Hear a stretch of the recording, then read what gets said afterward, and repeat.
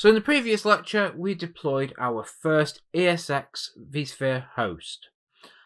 And at that point, that's fine. We can start deploying virtual machines on that and starting to take advantage of the virtualization features on the host itself, on a single host. But if you've got more than one host and you want to take advantage of the more advanced features such as high availability, where we can recover from the failure of a host automatically, and the other such features of a cluster, you're going to want to deploy the vCenter Server appliance. Now, a few years back, vCenter Server was a Windows application. You installed it onto a Windows server. It used a SQL database, or later a PostgreSQL database, and that was absolutely fine. However, in vSphere 5.1, we started to get this vCenter Server appliance, which was a Linux-based virtual appliance which contained all of the vCenter components inside that one appliance. And so with that deployed onto your ESX host as a virtual machine, you didn't need a Windows license for it, and you could just deploy it and get going straight away. And as we moved through vSphere 5 and later on through vSphere 6, it gradually developed feature parity with the original vCenter Server for Windows. And as of vSphere 7, there is no vCenter Server for Windows. It is all the vCenter Server virtual appliance. These days, the way that works is you download the vCenter Server appliance installation ISO, the CD image. You mount that CD image and you run the installer on your workstation. You give it the details of the host, it connects to the host and deploys the virtual machine for you. But before we do that, we're going to need to prepare the host a little bit. So we're going to take a look around the host direct interface, the direct web interface on the host, before we go over to the vCenter Server, and we're going to get a couple of things ready. So we're going to start by taking a look at networking. Now, one of the main things you will find in vSphere networking is that a lot centers around these port groups. Port groups are essentially a wrapper for various settings about networking on VMs, but also the management interfaces within the vSphere ecosystem. So we have VM network here. This is a default port group that is created for storing your virtual, for connecting your virtual machines to your physical network. And you can see there we can set the VLAN, and in the detailed settings we get a little bit more, which we'll come to later on in the networking module.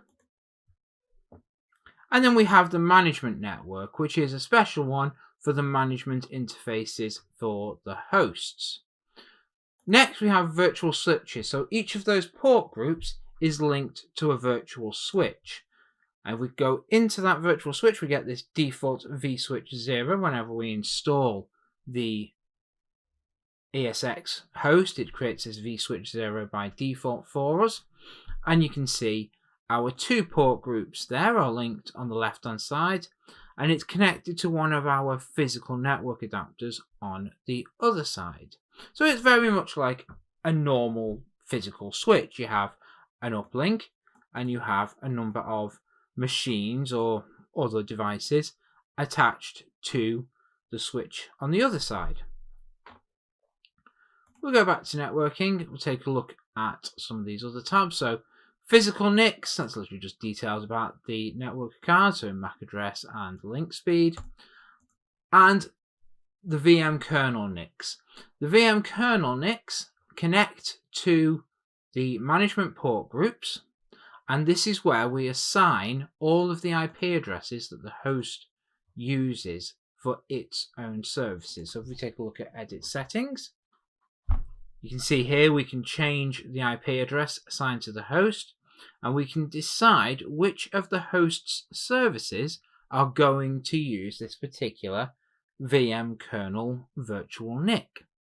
So by default, it is just management, and we're going to leave it like that for now. Now, one of the things we're going to need when we deploy the vCenter server appliance is some storage. And that's a problem right now. You can see it says here storage 0, because the only storage it's got is the 40GB disk onto which I installed ESX. I haven't actually got any data disks. Now, if the main disk was, say, 300GB, what it would do is it would automatically create a 300GB data store out of the out of that disk, out of what we didn't use for the ESX system partition. But because it's only 40GB, it hasn't done that. There's not really much point. Now, in my case, I have a FreeNAS here with around about 700GB of storage made available to this host. So what I'm going to do is I'm going to say software iSCSI, because we're going to connect to that FreeNAS using the iSCSI protocol. We're going to say enabled. We'll let that interface load. There we go. So the first thing we need to do, add a port binding. So this connects the iSCSI software tool within the host to a network. And you'll see it's linked to a VM kernel NIC, which of course we looked at on the networking tab just a few minutes ago. Now, in a production environment, if you're using iSCSI, you're going to have dedicated NICs for your iSCSI connections. But in this case, just in this lab network, I'm going to keep it simple and use the one NIC that's already defined in there. And I'm going to say add a dynamic target. I'm going to add the IP address of my FreeNAS. Let's save. There we go. We can see it's done a few things there. And hopefully, if we look at devices, refresh. There we go. There's my FreeNAS iSCSI disk of 700GB. Now, you'll note it does say there normal degraded. That's because in my FreeNAS, I've only actually got one hard drive. I haven't got a full RAID array.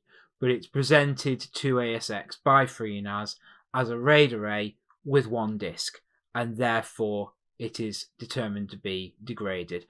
That is to be expected.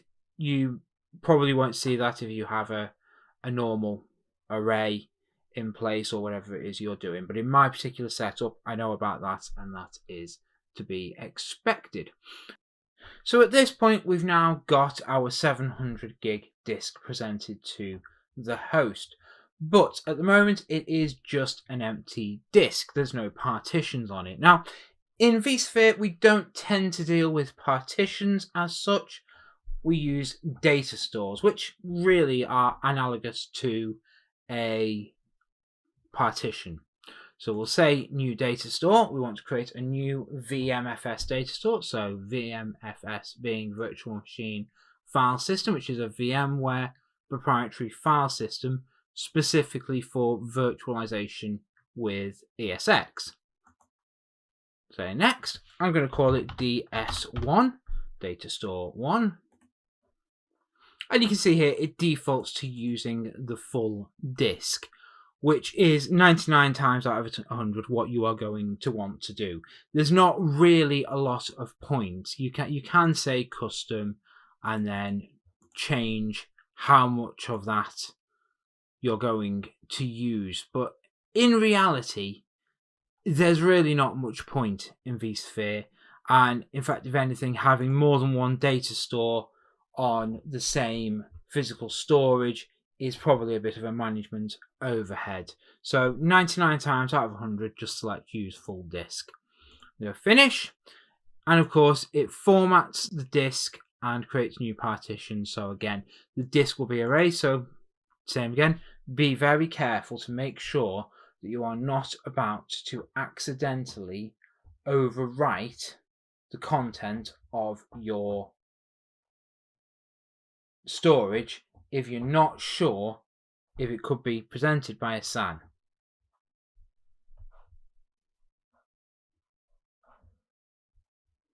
Now before we move on to the vCenter server appliance installation, I'm just going to show you one last thing on the Home tab here.